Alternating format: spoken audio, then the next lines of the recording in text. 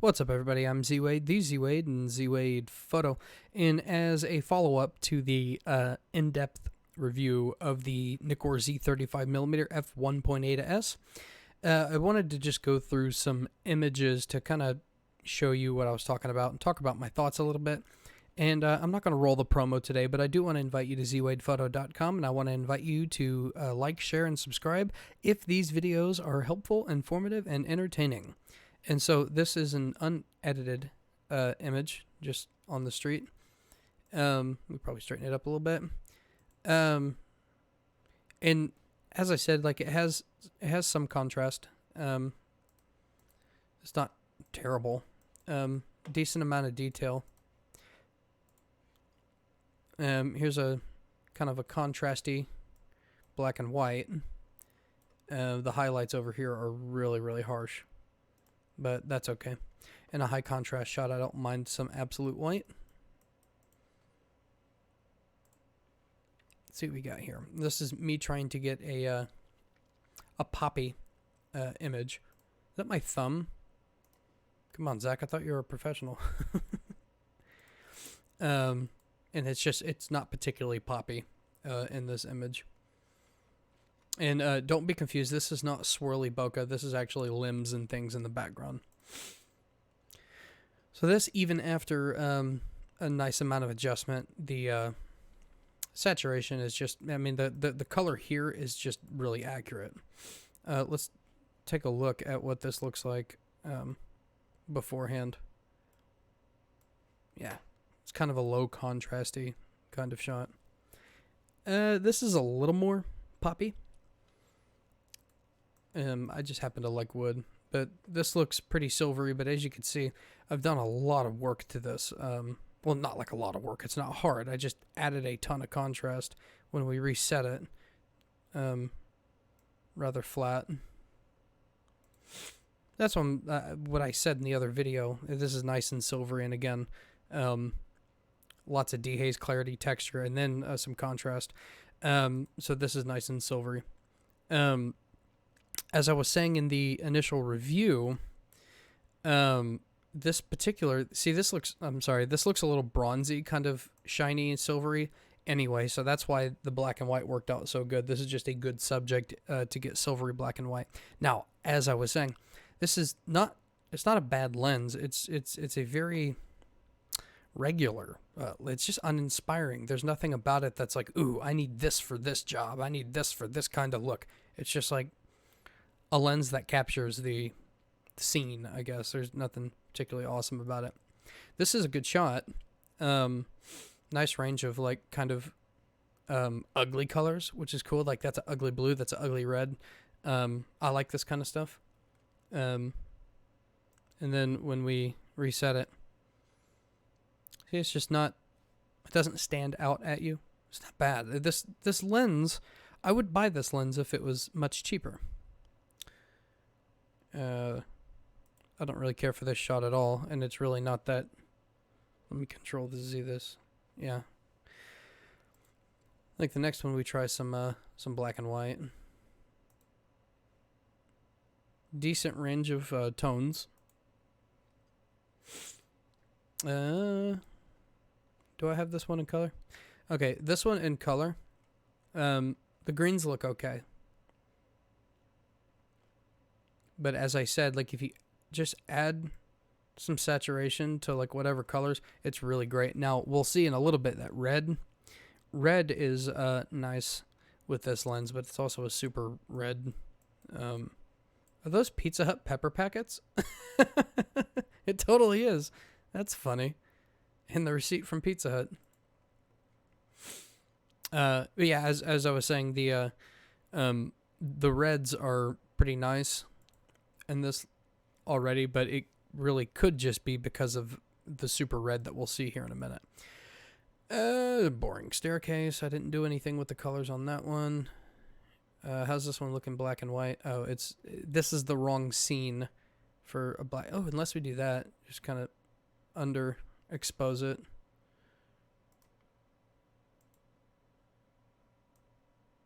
Yeah, this isn't a particularly great scene. There's too much highlight. That's not the fault of the lens. It's the fault of me. I still think this looks good in black and white, but yeah, this one's just okay. This one actually probably needs a little ready. Is there vignetting on this edit? There's not, and so we got just a tad bit of vignetting at f5.6. No, that can't be right. I don't know. I didn't notice any vignetting on this lens, and so that's a good thing if that's something that you seek out. So let's grab a radial gradient real quick and just kind of wrap those up a little bit, and we'll just kind of... I like vignetting. I don't care if a lens has vignetting on it or not, because I always end up adding some vignetting. Let's okay, what's it look like in color? Let me reset it. It's a backlit shot.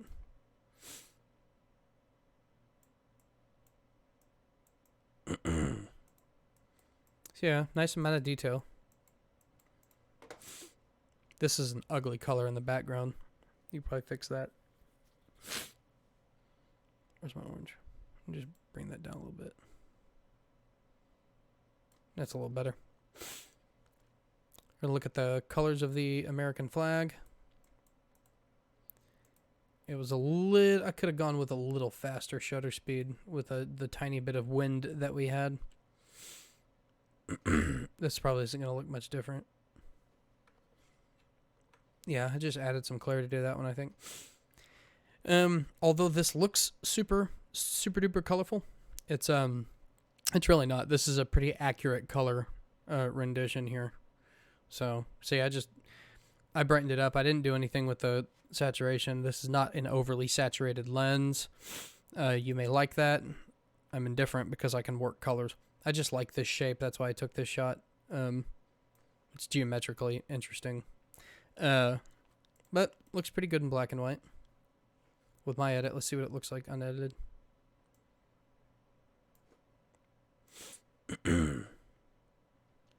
This rivals the works of Pablo Picasso in value. I'm totally kidding. Just an ugly bench. But we're getting a lot of details coming through. They're just not like super crisp. If I were to back up with the 50mm 1.8S, which is significantly less than this lens, then this would just be awesomely sharp. Rather boring. Let's see what I did on this one. Yeah, not very much. I just kind of corrected the profile a little bit. Now, one good thing about this lens that I didn't mention is that very low distortion. So if you do like a profile correct, that will show you immediately. Be careful, because once you see it, you'll never be able to unsee it. I actually have a hard time seeing distortions, but like on the 28mm, never knew it had distortion until I actually hit it. Now I can't unsee the distortion. That lens distorts really bad. This one does not. Check it. Yeah, it's very minor, and so that's good. That's good construction. Again, this is accurate colors. It's not super punchy. You could do some work to it if you wanted. I'm not going to. Okay, so I mentioned the sun stars, and this is at f5.6, and you could see just how pronounced it is. That's pretty awesome. If you're a sun star kind of person. I'm not. I didn't even edit this, but add some shadows to kind of brighten this up. Let's straighten it up a little bit, I think.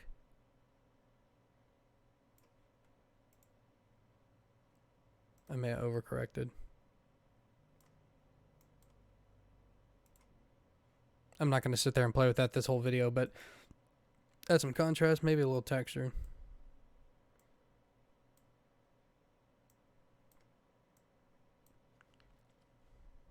Now I do want to fix this. Hang on. There we go. But yeah, that's, I mean, awesome points of the star. 1, 2, 3, 4, 5, 6. Yeah, that would probably be like a 16 maybe. I don't know. It's too highlighted right here. But anyway, Yeah, I find that to be rather impressive. Yeah, it's effortless to get sun stars. So if that's your thing, this is the lens for you.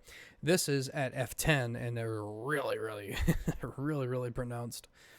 A really crazy separation. Typically, this is where you would have to be to get good obvious sun stars.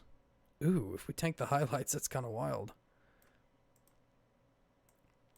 Now we just got to recover this over here. So let's see how we can do that.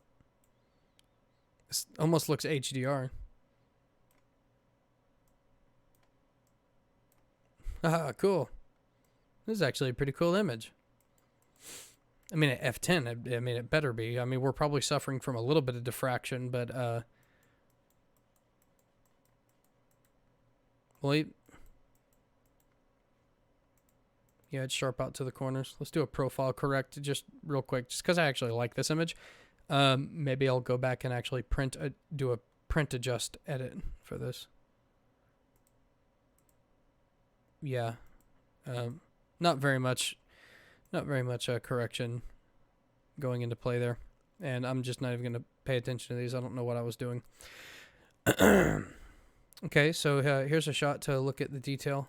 Lots of detail. We're at 100%, and it's not like insanely sharp at f5.6, which it should be. So that's just the lens. You know, it's not as sharp as the 50mm 1.8s. I don't really know what this is. It's sharp through here. Rather, it's not super razor thin depth of field. But anyway, not really a great shot to test tonal range. Here's a good example of what you can do to get colors looking, in my opinion, a little unrealistic, but really cool. I just boosted the greens, if I could find it. Yeah, I just boosted the greens and the yellows, and I brought down the blues to get rid of this up here. But if I reset this, you can see that it's really rather neutral. It's not overly saturated, and some people like that. That may be for you. Now, here is a really punchy red. It could be the wall, it could be the lens just likes red, but whenever I undo it, it's still really nice and saturated. But with a little bit of love, nice and poppy when you give it some attention. This is just like right up my alley as far as like the contrast goes. Nice range of tones. I did a lot of work to it. So if you just hit black and white, like, it's not very poppy at all. Nor does it have particularly good tonal range. It's kind of rather flat. Again, this reminds me of like Jared Poland's work, which I do like his high contrast black and white work. And this reminds me of his. Again, if we just hit black and white, which you should never do anyway. I mean, you could see, yeah, my clarity was very high to get it there. Let's undo this. I think my clarity was very high. Oh, no. It was clarity and texture were very high, and also the highlights were just tanked. And anyway, so yeah, you can get good stuff with this. It's just not as effortless. Depends on how much work you want to put in. I didn't do anything to this probably because I just don't like this image. Okay, now we're getting into some of Lolly as we're nearing the end of our image review. As you can see, I think the 40mm f2 looks better. I shot this specifically because the images that I have of Lolly that are similar to this, which I'm not going to go dig for them, but it's a very similar kind of scene and overcast, and I got lucky with it. I didn't time it. I just got lucky this weekend, and the 40mm looks just a little cooler to me. This probably has more headroom for editing, being more flat, but the 40mm just has more of a look, and that's kind of what I like. I'm rambling. This isn't unsharp because of the lens. This is unsharp because of me. And this has just been brought up a little bit in exposure. Sharp.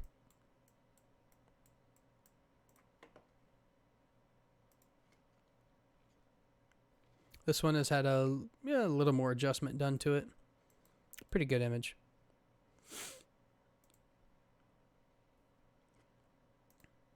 I'm a little bit admittedly biased because the 40 millimeter is so undervalued, and the 35 1.8s is really kind of overpriced. And so there's a large contrast. Me being somebody that wants my viewers to be able to save a buck, I just don't know what you're gaining. I'm not saying this is a terrible lens. It's a perfectly fine lens. It's just, I mean, compared to the 40 millimeter RIF 1.2, I just don't know what you're gaining. Decent tonal ranges in here, not overly poppy, as we've come to expect. This, although a nice image with the really scary clouds rolling in. I did a ton of work to this to get, well, not a ton of work. I did a lot of slider movement to get this to have the range of grays and blacks that are in there. Whenever I just do this, it's flat and ugly. Add contrast, it's still not there. Add some clarity, lots of clarity. Now we're getting there. Now we're getting poppy. Add a bunch of texture. Bring down the highlights. Bring up the shadows. I don't mind doing this stuff, but I know some people are looking for like good images like quickly.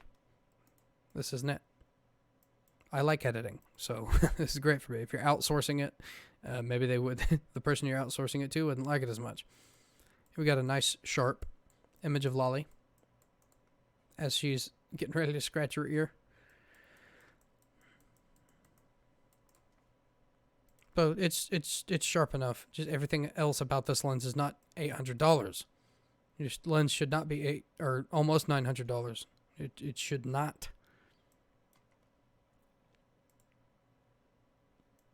What was I gonna do? Oh, I was gonna do some vignetting. That's why I came down here. So anyway, yeah, I just find this lens to be okay. It's not worth $900, and you can agree with me or disagree with me. But watch the other video, the in-depth review where I go over my notes that I took.